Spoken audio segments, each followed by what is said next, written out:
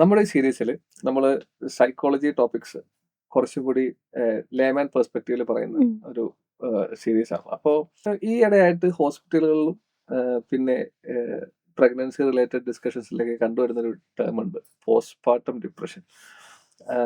സംഭവം അതിനെക്കുറിച്ച് അറിയാവുന്നവർക്ക് അറിയാമെങ്കിലും ഈ വേർഡ് ചിലപ്പോൾ സ്ഥിരമായിട്ട് കേൾക്കുന്നുണ്ടാവും. അതെന്താണ് സംഭവം എന്ന് മനസ്സിലാവുന്നുണ്ടാവില്ല. ചിലപ്പോൾ അത് അനുഭവിച്ചവർ പോലും ഇതെന്താണെന്ന് അറിയാതായിരിക്കും അനുഭവിച്ചിട്ടുണ്ടാവും. അപ്പോൾ പോസ്റ്റ്പാർട്ടം ഡിപ്രഷൻ എന്താണെന്ന് എങ്ങനെയാണ് സിമ്പിൾ ആയിട്ടൊന്ന് പറയാൻ പറ്റും? വളരെ സിമ്പിൾ ആയിട്ട് പറയുകയാണെങ്കിൽ പോസ്റ്റ്പാർട്ടം ഡിപ്രഷൻ, ചുരുക്കി പറഞ്ഞ PPD, പ്രസവത്തിന് ശേഷം കൂടുതലായിട്ട് സ്ത്രീകളിൽ വരുന്ന ഒരു ഡിപ്രഷൻ. അതാണ് postpartum depression. Postpartum, post delivery, അതാണ് ഉദ്ദേശിക്കുന്നത്. അതിൻ്റെ കുറച്ചുകൂടി വിശദമായിട്ട് പറയുകയാണെങ്കിൽ, നമ്മളൊരു അമ്മ എന്ന് പറയുമ്പോൾ നമ്മുടെ മനസ്സിലെ ഇമേജ് പ്രസവിക്കുന്നു, കുട്ടിയെ കയ്യിലെടുക്കുന്നു, ഒരു ഇൻസ്റ്റൻ്റ് ആയിട്ടൊരു ഹാപ്പിനെസ്, നമ്മുടെ ഉള്ളിൽ ഒരു ജോയ് വരുന്നു. അത് ഫീൽ ചെയ്യാത്തൊരവസ്ഥ. നമ്മൾ പ്രസവിച്ച കൊച്ചിനെ കാണുമ്പോൾ പോലും സന്തോഷമില്ല. ഞാൻ ചെയ്യുന്നത് മുഴുവൻ തെറ്റാണോ? ഉറക്കമില്ല, കുട്ടിയെ ശ്രദ്ധിക്കാൻ പറ്റുന്നില്ല, അവനവൻ്റെ കാര്യം ശ്രദ്ധിക്കാൻ പറ്റുന്നില്ല. ആ രീതിയിൽ ഉള്ളൊരു മാനസികാവസ്ഥയാണ് പോസ്റ്റ്പാർട്ടം ഡിപ്രഷൻ, ചുരുക്കി പറയുവാണെങ്കിൽ. അപ്പോൾ ഈ പോസ്റ്റ്പാർട്ടം ഡിപ്രഷൻ എന്ന ടേം യൂസ് ചെയ്യുന്നത് ഇപ്പോൾ പറഞ്ഞല്ലോ, അതായത് ആ ഒരു സന്തോഷമില്ലാതിരിക്കുന്ന അവസ്ഥ, അത് ഈ പ്രസവാനന്തരം മാത്രം ഉണ്ടാകുള്ളൂ? അതോ പ്രസവാനന്തരം ഉടനെ ഉണ്ടാകുന്നതാണോ, അല്ലെങ്കിൽ കുറച്ചാൾ കഴിഞ്ഞ് ഉണ്ടാവാൻ ചാൻസ് ഉണ്ടോ? അതെങ്ങനെയാണ്?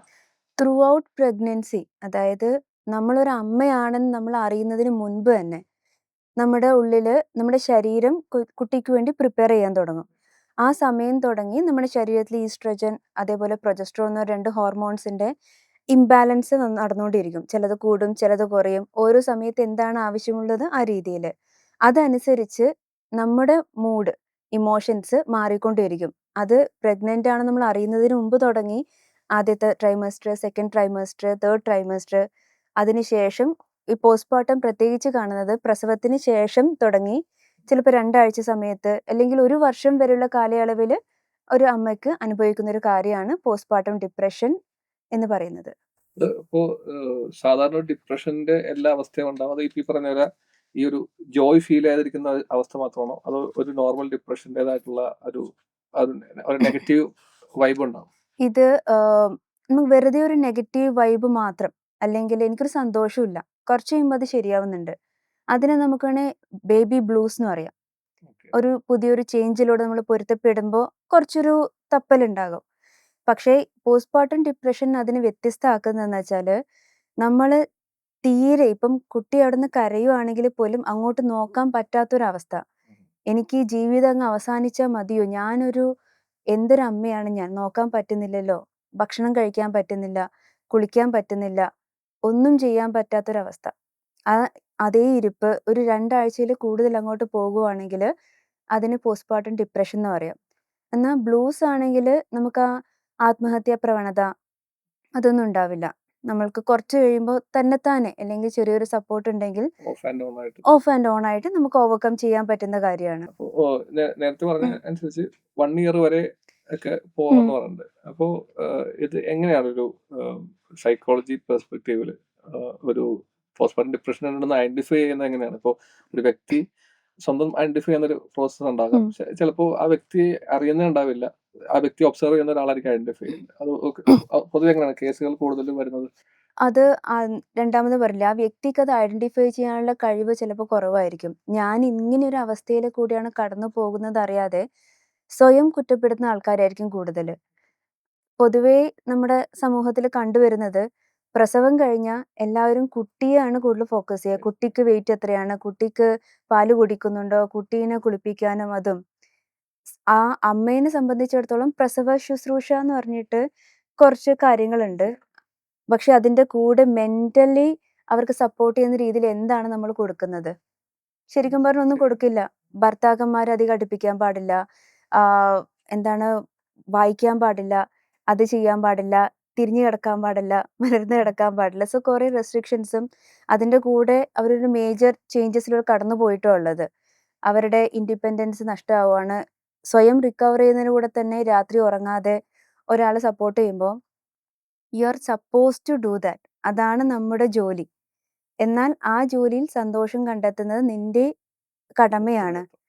അപ്പോൾ എനിക്കിതിൽ സന്തോഷം കണ്ടെത്താതെ ഇരിക്കുമ്പോൾ ഞാനിതൊരു അസുഖമാണോ എന്നല്ല വിചാരിക്കുക. എനിക്കെന്താ പ്രശ്നമുണ്ട്, എന്തോ പോരായ്മയുണ്ട്. അത് ആൾക്കാരോട് പറയാൻ പേടിയായിരിക്കും.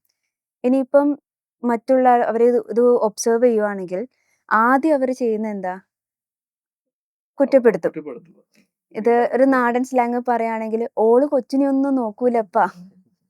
അങ്ങനെ പറഞ്ഞിരിക്കും. പാല് കൊടുക്കൂല, എല്ലാം നമ്മളാ നോക്കുന്നത്. ചിലര് ആ അമ്മയെ ഭയങ്കര വിചിത്ര ജീവിയായിട്ട് കണക്കാക്കും. ഇവളെന്താ ഇങ്ങനെയെന്ന് നോക്കിയിട്ട് വെക്കും.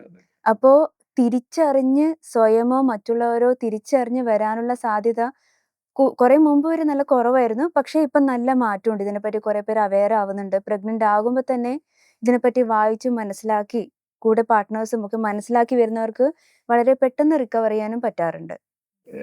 അപ്പോ വേറൊരു സംശയം വരാൻ ചാൻസ് ഉള്ളത്, ഇത് ഫസ്റ്റ് പ്രഗ്നൻസിയില് മാത്രം ഉണ്ടാവുന്നൊരു കേസാണോ? അതോ സെക്കൻഡ്, തേർഡ് പ്രഗ്നൻസിയിലേക്ക് വരാൻ ചാൻസ് ഉണ്ടോ? ഇതിനങ്ങനെ പ്രത്യേകിച്ചില്ല. ഇപ്പം ചിലർക്ക് ഫസ്റ്റ് പ്രഗ്നൻസി കുഴപ്പമുണ്ടാവില്ല. ചിലപ്പോൾ സെക്കൻഡ് പ്രഗ്നൻസിക്കായിരിക്കാം. ഒരു കൃത്യമായിട്ട് റൂൾസ് ആൻഡ് റെഗുലേഷൻസ് അങ്ങനെയല്ല. ഇപ്പം പറഞ്ഞില്ലേ, ഓരോ പ്രഗ്നൻസിയിലും ഓരോ സ്ത്രീയുടെ ശരീരം ഡിഫറെന്റ് രീതിയിലാണ്. ചിലപ്പോൾ പറയും ആദ്യത്തെ പ്രഗ്നൻസി നല്ല സുഖമായിരുന്നു, ഛർദിയൊന്നും ഉണ്ടായിരുന്നില്ല. രണ്ടാമത്തെ ഭയങ്കര ഛർദിയായിരുന്നു. Depending upon the support system എന്താണ് നമുക്ക് കിട്ടുന്നത്, നമ്മുടെ ബോഡി ഏതൊക്കെ ചേഞ്ചസിലൂടെയാണ് പ്രഗ്നന്റ് ആവാനുള്ള സാഹചര്യം. ചിലപ്പോൾ ആദ്യത്തെ നമ്മൾ ആഗ്രഹിച്ച് കിട്ടിയതായിരിക്കും. രണ്ടാമത് ആക്സിഡന്റ് ആയിട്ട് പ്രഗ്നന്റ് ആവുന്നതായിരിക്കും. സോ അങ്ങനെ കുറേ ഫാക്ടേഴ്സിൽ ഇതുണ്ട്. ഒരു പ്രഗ്നൻസി ഫസ്റ്റ് ടൈം കൊണ്ട് മാത്രമാണെന്ന് പറയാൻ പറ്റില്ല. ഓക്കെ. അപ്പോ ഇതില് ചുറ്റുമുള്ളവരുടെ ഇൻഫ്ലുവൻസ് എങ്ങനെയാണ്? അതായത് ഈ പോസ്റ്റ്പാർട്ടം ഡിപ്രഷനിലേക്ക് സ്പെസിഫിക് ആയിട്ടാണ് ഞാൻ പറയുന്നത്. ഉം. അതല്ലാതെ അല്ലാതുള്ളൊരു മാനസികതയല്ല. ഉം. ഈ പോസ്റ്റ്പാർട്ടം ഡിപ്രഷൻ നേരത്തെ പറഞ്ഞതനുസരിച്ച് ഹോർമോൺസിന്റെ ഇത് തന്നെയാണ്. ഉം. അപ്പൊ അതല്ലാതെ ഈ ചുറ്റുമുള്ളവരുടെ ഒരു ഇൻഫ്ലുവൻസ് എങ്ങനെയാണ്? എസ്പെഷ്യലി ഇപ്പോ നമ്മുടെ ഒരു സിസ്റ്റം അനുസരിച്ച് ചിലപ്പോ ഭർത്താവിന്റെ വീട്ടിലായിരിക്കാം. അപ്പൊ അവിടുന്ന് ഇൻഫ്ലുവൻസ് ചെയ്യുന്ന കുടുംബക്കാരുണ്ടാവും. ചിലപ്പോൾ ഭർത്താവിന്റെ തന്നെ പെരുമാറ്റമായിരിക്കാം. അപ്പൊ അത് എങ്ങനെയാണ് ഇൻഫ്ലുവൻസ് ചെയ്യുന്നത് ഇതിലേക്ക്? ഇത് ആ അമ്മ എങ്ങനെ കാണുന്നു എന്ന രീതിയിലാണ്. ഇപ്പം നമ്മളൊരു സജഷൻ പറയാണ്, പ്രഗ്നന്റ് ആയിരിക്കുന്ന സമയത്ത് തന്നെ നീ ഡെലിവറി കഴിഞ്ഞാൽ ജോലിക്ക് പോകണ്ട. ആ സമയത്ത് അവരും കൂടെ എഗ്രി ചെയ്യുന്ന കാര്യമായിരിക്കും. ഫാമിലി മൊത്തം സപ്പോർട്ട് ചെയ്ത കാര്യമായിരിക്കും. പക്ഷേ പ്രഗ്നൻസിക്ക് ശേഷം നമ്മുടെ മനസ്സ് ചിലപ്പോൾ നമ്മൾ വിചാരിച്ച രീതിയിലല്ല, ചിന്തകളൊക്കെ വേറെ രീതിയില്ല. ചിലപ്പോൾ മനസ്സിൽ തോന്നുന്നു, എന്നെ എല്ലാവരും കൂടെ ഒറ്റപ്പെടുത്തി, എനിക്കിനി എപ്പോഴും ആശ്രയിച്ചുകൊണ്ട് ജീവിക്കേണ്ടി വരും. സോ ഇത് എപ്പോഴും നമ്മൾ ചുറ്റുമുള്ളവരെ കുറ്റക്കാരാക്കി പറയല്ല. ചിലപ്പോൾ അവർ സപ്പോർട്ട് കൊടുക്കുന്നുണ്ടാകാം. പക്ഷെ നമുക്കത് പെർസീവ് ചെയ്യാനുള്ള കഴിവും ചില സമയത്ത് കുറവായിരിക്കും. ചുറ്റുമുള്ളവർ ചെയ്യേണ്ടത് ക്ഷമയോടെ എങ്ങനെയാണോ നമ്മൾ ആ കുട്ടിയെ പരിചരിക്കുന്നത്, അതേപോലെ തന്നെ ആ അമ്മയെയും കൂടെ പരിചരിക്കേണ്ട ഒരു ആവശ്യകതയുണ്ട്. ഇത് ഇതെങ്ങനെയാണ്? നമ്മുടെ ഒരു സാഹചര്യം അനുസരിച്ച് പെർഫെക്റ്റ്ലി നോർമൽ ആയിട്ട് നടക്കുന്ന ഒരു സംഭവമാണോ? അതോ ഏഹ്, നിങ്ങൾക്ക് വരുന്ന കേസിന്റെ ഒരു ഫ്രീക്വൻസി വെച്ച് എങ്ങനെ പറയാൻ പറ്റും? ഇത് സ്റ്റാറ്റിസ്റ്റിക്കലി പറയുവാണെങ്കിൽ ഇന്ത്യയിൽ 2017 അങ്ങനെ ഒരു സർവേ നടത്തിയുള്ളൂ. അവിടെ ഒരു 22.6% എത്ര സ്ത്രീകൾ ഇന്ത്യയിൽ പോസ്റ്റ്പാർട്ടം ഡിപ്രഷൻ അനുഭവിക്കുന്നവരുണ്ട്. അത് കണക്ക് ചെയ്യപ്പെട്ട ആൾക്കാര്. ഓ, പക്ഷെ എത്ര പേര് ഒബ്സർവ് ഒബ്സർവ് ചെയ്യപ്പെട്ട ചെയ്യപ്പെട്ടിട്ടുണ്ടെന്ന് നമുക്കറിയില്ല. അവരൊരു 24,000 സ്ത്രീകളെ അങ്ങനെ ഒബ്സർവ് ചെയ്തിട്ടുണ്ടെന്നാ പറഞ്ഞത്, സർവേയിൽ പറഞ്ഞത്. പക്ഷേ അറിയപ്പെടാത്ത കാര്യങ്ങൾ കുറേയുണ്ട്. കേരളത്തില് പൊതുവെ മെന്റൽ ഹെൽത്ത് ലിറ്ററസി വളരെ കൂടുതലാണ്. കുറെ അറിവുണ്ട്. അപ്പൊ അത് അറിഞ്ഞിട്ട് വരുന്ന ആൾക്കാരുണ്ട്. അപ്പൊ കേസസ് കൂടുവാണെന്ന് പറയാം. പക്ഷേ എല്ലാരും പറയുന്നത് അപ്പൊ പണ്ടുണ്ടായിരുന്നില്ലേ ഇത്? ഇപ്പൊ ഉള്ള കാര്യം മാത്രാണോ? അപ്പൊ നമ്മള് കുറച്ചുകൂടെ അവെയർ ആയിരിക്കുന്നു. അതനുസരിച്ച് മുമ്പോട്ട് പോകുന്നു. സ്പെഷ്യലി ഞാൻ കുറെ അമ്മയും കുട്ടിയും അല്ലെങ്കിൽ മുതിർന്ന ആൾക്കാരും അങ്ങനെ വരുന്നത് ഞാൻ കേൾക്കുന്നത്, "ഞങ്ങൾക്കൊന്നും ഇതുണ്ടായിരുന്നില്ലല്ലോ. ആ, ഇവക്ക് മാത്രാണല്ലോ ഇതെന്ന്" ചോദിക്കും. പക്ഷെ നമുക്ക് അവയർനെസ് കൂടുതലാണ്. അങ്ങനെ ഒരു ഫാക്ടർ ഉണ്ട്. അതായത് ഈ കാലഘട്ടത്തിൽ അത് കുറച്ചുകൂടി കൂടുതലായിട്ട് അങ്ങനെ ഒരു ഫാക്ടർ ഉണ്ട്. അത് പെർഫെക്റ്റ്ലി അത് വുമൺ ഹോർമോണിനെ ആ സിറ്റുവേഷനും അനുസരിച്ച് മാത്രമാണ്. ശരിക്കും പറഞ്ഞാ നോർമലാണ്. ഈ ഒരു അവസ്ഥയിലൂടെ കടന്നു പോകുന്നത്. ഇപ്പം നമ്മൾക്ക് ഏറ്റവും പ്രിയപ്പെട്ട ഒരാൾ മരിച്ചു കഴിഞ്ഞാൽ നമ്മൾ കരയും. ആ കരച്ചിലാണ് അവിടെ നോർമല്. അതേപോലെ നമ്മളൊരു ശരീരം ഒരു 10 മാസം നീണ്ട ഒരു പ്രക്രിയയിലൂടെ ഹോർമോണൽ, ഫിസിക്കൽ, സൈക്കോളജിക്കൽ എല്ലാം മാറി ആഫ്റ്റർ ഡെലിവറി നമ്മളതിന് മുമ്പുള്ള വ്യക്തിയല്ല. ഒരു എല്ലാ രീതിയിലും നമ്മൾ മാറുവാണ്. പിന്നെ എത്ര ശ്രമിച്ചാലും പഴയ ആ ഒരു വ്യക്തിയാകുക എന്നുള്ളത്, ആ ഒരു ഇൻഡിപെൻഡൻസ്, ഇൻഡിവിജ്വൽ നമ്മളാവില്ല. ആ ഒരു ചേഞ്ചിലോട്ട് കടന്നു പോകുമ്പോൾ എന്തായാലും നോർമലായിട്ടൊരു ചേഞ്ച് ഒരു വ്യക്തിക്ക് ഉണ്ടാകും. പക്ഷേ എനിക്കത് അറിയില്ലാന്നാണെങ്കി ഞാനെന്നെ കുറ്റപ്പെടുത്തും. അല്ലെങ്കില് മൂടി വെക്കാൻ ശ്രമിക്കും ആരോടും പറയാതെ. പിന്നെ ഈ ബേബി ബ്ലൂസ് ചെറിയൊരു നെഗറ്റീവ് വൈബ് വരുന്ന പോലെ അത് കുറച്ച് കഴിയുമ്പോ അങ്ങ് പോകും. പക്ഷേ ചിലര് അതിങ്ങനെ ഇരിക്കും. ചിലപ്പം നമ്മള് കേട്ടിട്ടുണ്ടോ അറിഞ്ഞൂടാ. പ്രസവത്തിന് ശേഷം അമ്മ കുട്ടിയെ വാഷിംഗ് മെഷീനിൽ എറിഞ്ഞ് കൊന്നു എന്നൊക്കെ ഒരു കേസ് ഒരിടക്ക് ഉണ്ടായിരുന്നു. കുറേ യെസ്. മുൻപ്. ഓക്കെ. തന്റെ അമ്മക്ക് കുട്ടിയെ നോക്കാൻ പറ്റുന്നില്ല. അങ്ങനെ. അത് കുറച്ചുകൂടെ ഹയർ കേസാണ് പോസ്റ്റ്പാർട്ടം സൈക്കോസിസ് എന്ന് പറയുന്നത്. പക്ഷെ അത്തരം നമ്മളാ സിറ്റുവേഷനില് ആ അമ്മയെ കുറ്റപ്പെടുത്തുക, അല്ലെങ്കിൽ അവരത് ആരോടും പറയാതെ മൂടി വെക്കുക. പിന്നെ ആരും അറിയില്ലല്ലോ ഈ കാര്യം. അന്നൊക്കെ പ്രസവം കഴിഞ്ഞാല് ഒരു റൂമില് ഇരുത്തും. കുട്ടിയെ മാത്രം പുറത്ത് കൊണ്ടുവരും കാണിക്കും എന്നാണല്ലോ. പക്ഷെ അവയർനെസ് വന്ന് തുടങ്ങിയപ്പോ ഉണ്ട്. പക്ഷെ ഇപ്പഴും ഒരു പ്രസവം കഴിഞ്ഞ ഒരു സ്ത്രീ ഇത് പറഞ്ഞു കഴിഞ്ഞാല് പറയുന്നത് എന്താണ് You are not പായ്യേരം supposed to. കളിക്കുക. അതായത് ഇത് അമ്മ എന്ന് പറഞ്ഞാൽ നമ്മള് ഉണ്ടാക്കി വെച്ചിരിക്കുന്ന ഒരു ഉം. ഒരു ഒരു ഇത് നേരത്തെ നമ്മൾ സംസാരിക്കുന്ന പോലെ ഇതിങ്ങനെ ആയിരിക്കണം എന്നുള്ളത്. പെർഫെക്റ്റ് ആയിരിക്കണം. എല്ലാ കാര്യങ്ങളും ചെയ്യണമെന്ന് പറയുന്ന പോലെ. അപ്പൊ ഞാൻ ആ. വേറെ നേരത്തെ സൈക്കോസിസിന് ഉം. പറഞ്ഞ ഞാൻ ചോദിക്കാൻ ഉദ്ദേശിച്ച ഉം. ക്വസ്റ്റ്യൻ അതുകൂടിയായിരുന്നു. വേറെ മെന്റൽ പ്രോബ്ലംസിന് പറയുന്ന പോലെ തന്നെ ഇതിനും സ്റ്റേജസ് ഉണ്ടോ? അതായത് ഇനീഷ്യൽ സ്റ്റേജ്, അഡ്വാൻസ്ഡ്, അങ്ങനെ അങ്ങനെ അങ്ങനെ പറയാൻ പറ്റില്ല. പക്ഷേ ഇതിന്റെ വ്യത്യസ്ത തരങ്ങളില് പറയാൻ പറ്റും. ഇപ്പം ഒരു പോസ്റ്റ് ട്രോമാറ്റിക് സ്ട്രെസ് ഡിസോർഡർ പോലെ വരാം. സ്ട്രെസ് എന്ന് വെച്ചാൽ ഒരു ബോഡി അത്രയും ട്രോമാറ്റിക് ഒരു സിറ്റുവേഷനിൽ കടന്നു പോവുകയാണ്. ചിലർക്ക് ആങ്സൈറ്റി ആയിരിക്കും കൂടുതല്. ചിലർക്ക് ഡിപ്രഷൻ ആയിരിക്കും കൂടുതല്. ചിലർക്ക് സൈക്കോസിസ് വരാൻ സാധ്യതയുണ്ട്. അതായത് ഫാന്റം ക്രൈസ് നമ്മുടെ മനസ്സിൽ നിന്ന് ആരോ ഇങ്ങനെ പറയാണ്, "നീ ഒരു ചീത്ത അമ്മയാണ്." അല്ലെങ്കിൽ "നീ ഇങ്ങനെ ചെയ്, അങ്ങനെ ചെയ്." അല്ലെ മനസ്സിൽ ഡെലൂഷൻസ് വരും. ഒരു അൺറിയലിസ്റ്റിക് ബിലീഫ് അതങ്ങനെയാണ്, ഇതിങ്ങനെയാണ്. ഇത് എത്ര പേര് കേട്ടിട്ടുണ്ടോ അറിഞ്ഞൂടാ. ചിലർക്ക് വീട്ടിലാരെങ്കിലും കുട്ടിയെ കാണാൻ വരുമ്പോ തമാശ പറയില്ലേ, കൊച്ചിന് അച്ഛന്റെ ചായ ഇല്ല, അമ്മയുടെ ചായ ഇല്ല. പക്ഷെ അത് കേൾക്കുമ്പോ ഈ ഡെലൂഷനും ഹാലുസിനേഷനും ഒക്കെ ഉള്ളവർക്കാണെങ്കിൽ, അയ്യോ അപ്പൊ ഞാൻ ഇനി എന്റെ ഭർത്താവിനെ വഞ്ചിച്ചോ, ഞാൻ ഇനി ചീത്ത സ്ത്രീയാണോ, അങ്ങനെയൊക്കെ വന്ന് വന്ന് ചിന്തിച്ചു പോകുന്ന ആൾക്കാരുണ്ട്. അതോ ഡെലൂഷണൽ, അത് ഡെലൂഷൻ അങ്ങോട്ട് അത് പോകുന്നത്. വേറെ ഉം. തലത്തിലേക്ക് ഉം. പോകുന്നത്. സോ അപ്പോൾ നമ്മളൊരു നേരത്തെ പറഞ്ഞ ഉം. പലപ്പോഴും ഐഡന്റിഫൈ ചെയ്യാൻ ഉം. പറ്റാതെ ഇത് എന്തൊരു പ്രശ്നമാണെന്ന് ഉം. കരുതുന്ന ഒരു ഇത്. അപ്പോൾ ഒരു ഇന്ത്യൻ പെർസ്പെക്റ്റീവ് ഉം. ഇപ്പോൾ നമ്മൾ അത്രത്തോളം അങ്ങ് ഈ പോസ്റ്റ്മോർട്ടം ഞാൻ ഉം. നേരത്തെ പറഞ്ഞ ആ പേര് തന്നെ ഫെമിലറായി വരുന്നേ ഉള്ളൂ. ഉം. അപ്പോൾ ഒരു ഇന്ത്യൻ പെർസ്പെക്റ്റീവിൽ എങ്ങനെയാണ് ഒരു ഇങ്ങനെ ഒരു സംഭവം ആദ്യം ഐഡന്റിഫൈ ചെയ്യേണ്ടത് എങ്ങനെയാണ്? എസ്പെഷ്യലി ഉം. ഇത് പുറത്തുള്ളവരാണ് കൂടുതൽ ഐഡന്റിഫൈ ചെയ്യുന്നത് ഉം. പറയുമ്പോൾ അങ്ങനെയുള്ളവർക്ക്, അതായത് ഒരു പ്രഗ്നൻസി ഹാൻഡിൽ ചെയ്യുന്ന ഒരു ഫാമിലിയിലേക്ക് കൊടുക്കാവുന്ന ഒരു അഡ്വൈസ് എന്തായിരിക്കും? പ്രസവം കഴിഞ്ഞ് അമ്മയും കൊച്ചിനെയും ഇപ്പൊ അറിയില്ല, ചിലപ്പോ ഹസ്ബൻഡിന്റെ വീട്ടിലോട്ടായിരിക്കും, അല്ലെങ്കിൽ ആ അമ്മയുടെ വീട്ടിലോട്ടായിരിക്കും, അല്ലെങ്കിൽ അവര് തമ്മിൽ താമസിക്കുന്ന ഒറ്റക്കുള്ള വീട്ടിലോട്ടായിരിക്കും. അവരുടെ പെരുമാറ്റങ്ങള് ശ്രദ്ധിക്കുക. പെരുമാറ്റങ്ങൾ ശ്രദ്ധിക്കുമ്പോൾ എപ്പോഴും തനിച്ചിരിക്കുകയാണോ? നമ്മൾ പറയുന്ന കാര്യങ്ങൾക്ക് ആള് റെസ്പോണ്ട് ചെയ്യുന്നുണ്ടോ?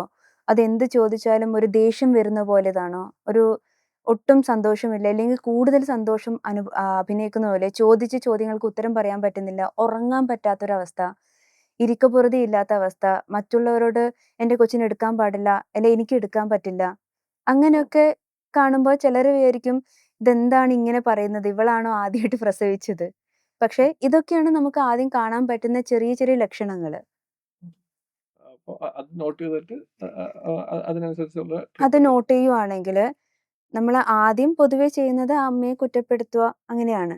പക്ഷെ അങ്ങനെ ചെയ്യുവാണെങ്കില് ആദ്യം നമ്മൾ അവർക്ക് എങ്ങനെ മെന്റൽ സപ്പോർട്ട് കൊടുക്കാം. നമ്മളെ കൂടെയുണ്ട്. കൊച്ചിനെ മാത്രല്ല നമ്മള് നോക്കുന്നത്. ആ അമ്മയും നമുക്ക് ഇമ്പോർട്ടന്റ് ആണ് എന്നുള്ളതും കൂടെ അവിടെ കാണിക്കണം.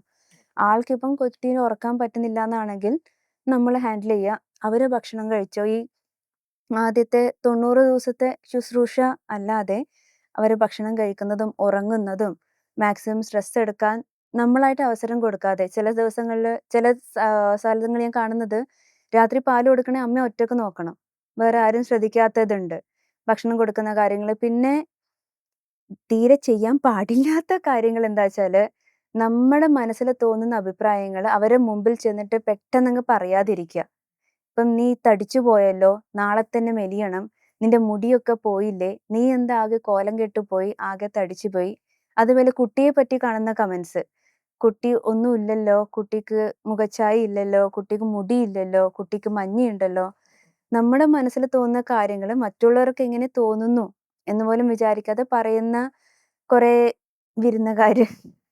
സോ അങ്ങനെയൊക്കെ വരുവാണെങ്കിൽ ആ സമയത്ത് നമ്മുടെ വീട്ടിലുള്ളവർക്ക് അമ്മക്കോ അച്ഛനോ അല്ലെങ്കിൽ ഭർത്താവിനോ ആർക്ക് വേണമെങ്കിലും അവിടെ ഒരു സപ്പോർട്ട് ചെയ്യുക, മെന്റൽ സപ്പോർട്ട്. അങ്ങനെയൊന്നുമില്ല, അങ്ങനെ ആൾക്കാരെ വിസിറ്റ് നിയന്ത്രിക്കുക. അതേപോലെ അവരെന്താണോ പാരന്റിങ് പ്ലാൻ ചെയ്തിരിക്കുന്നത്.